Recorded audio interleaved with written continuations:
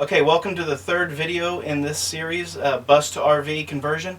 You'll notice that I've been able to get rid of the headliner, the overhead compartments, all of the seats, and that's where I'm at today. That's where I'm starting today. One of the things that I didn't realize is that this back wall here is actually bolted in to the wall, and so that this panel here that covers the side walls, which I'm going to have to remove, goes beyond this wall and it actually goes into the storage compartment.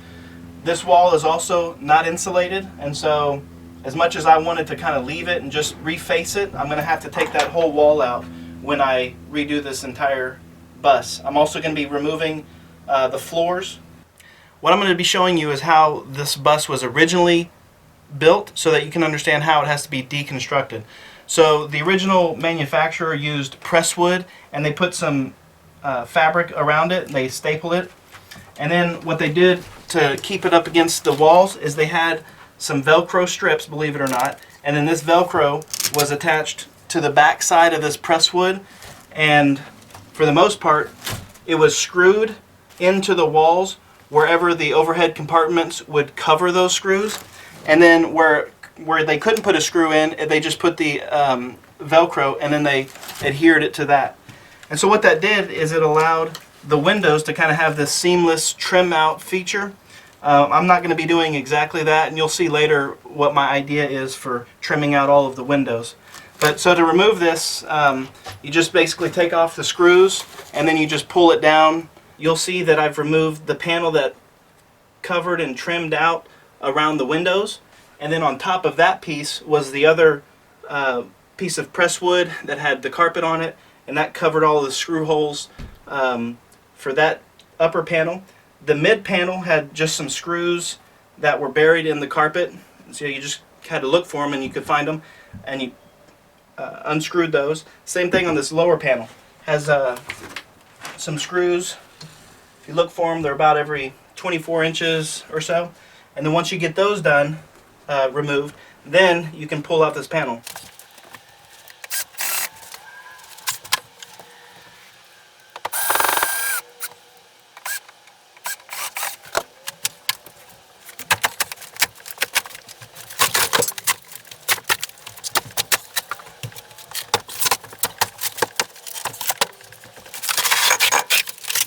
Now this rail is welded into the frame. There's another support right here, but it goes horizontally behind it, and I don't know if you can see it, but it looks like there were some plug welds about 3 inches, 6 inches on center and 3 inches long, the entire length. So that's going to be kind of a challenge to remove because I don't need that in the conversion. So another thing that I'm doing is removing all of the insulation in the bus.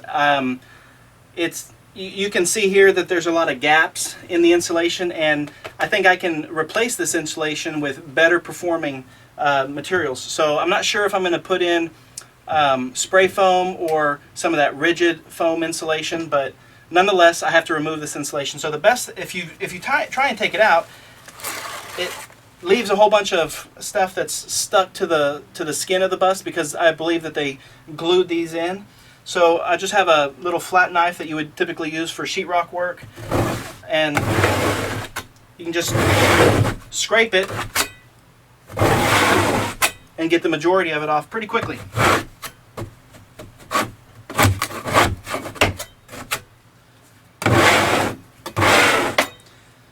And that's how I'm removing all of the insulation. Okay, so now I'm at the back of the bus, and we're looking at the ceiling here. Now I took off the trim ring, which was just a piece of plastic, and it was screwed in to this wood here, but you can see that this wood is deteriorating. It really is, it needs to come down. These wooden panels were covered with the same type of fabric material that was on the walls, but they were adhered to the wood after the wood was screwed in to the ceiling. So in order to remove it, I took off the headliner already, and then I'll unscrew all of these plywood panels and remove those from the ceiling. In the back of the passenger compartment and above the storage compartment in the back is this secondary air conditioning system. It's stock. It came with the motor coach. This top vent is what blows out the cold air, and this takes in the air that it then circulates. So these panels and this grill, I'm going to try and save as much as possible, but to get to it, you just lift up the fabric here, and there's some screws that I'll unscrew, and then I'll be able to take this off, and then I'll be able to take the wall off of there. And I've started to take off the covering that was on this back wall, and I'm starting to see a little bit more of how this was built. So the roof panels and the wall panels were built into the bus all the way to the back, and then they brought in this metal frame, and it's in two pieces. There's some bolts here that bolt it to the bottom metal frame, and that was done so that they could get it in here and actually in place, and then they would bolt those two together, and then they're bolted to the wall and screwed up in the corners to the walls. And they're done over top of the wall, the ceiling and the wall panels. And I guess they did that because they could adjust this to the customer specifications, whoever bought the bus back when it was brand new. So what I'm going to have to be, what I'm going to end up doing is taking all of this paneling off, unbolting it so I can remove the frame, so that I can remove the ceiling panels, which are old and really kind of brittle. And then once I get that done, I can put the frame back in place so that I can put all new paneling in the bus. Okay, I'm at the front of the bus, and I'm trying to remove this panel here that goes around the opening to the cab of the bus. It's got some fiberglass components here, and there, if you'll notice, there's no screws keeping it in place.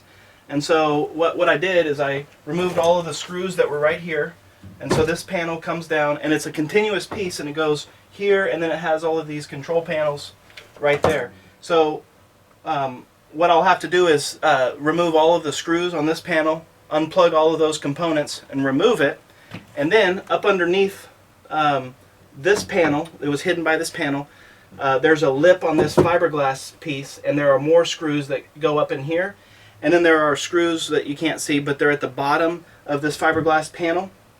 Once I remove those, then I should be able to kind of bend these two wing walls right here inward and expose the piece of wood that's behind this lip.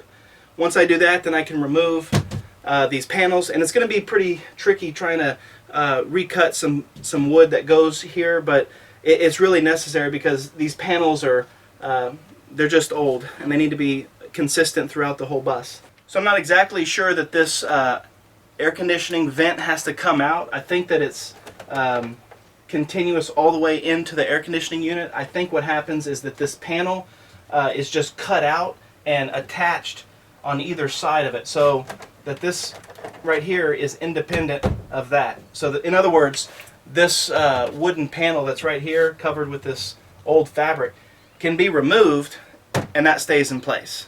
I removed this little trim piece that was at the bottom base of this fiberglass surround here. It had two screws in it. Once I removed that, there was another screw right here on this side, and then there were two screws on the other side in the door jamb of the passenger side. Just had to remove the weather stripping around the door, take those two screws out, and now I can bend this gently, bend this fiberglass in order to get this panel out. I did have to remove the seat belt nut right here that holds the seat belt on.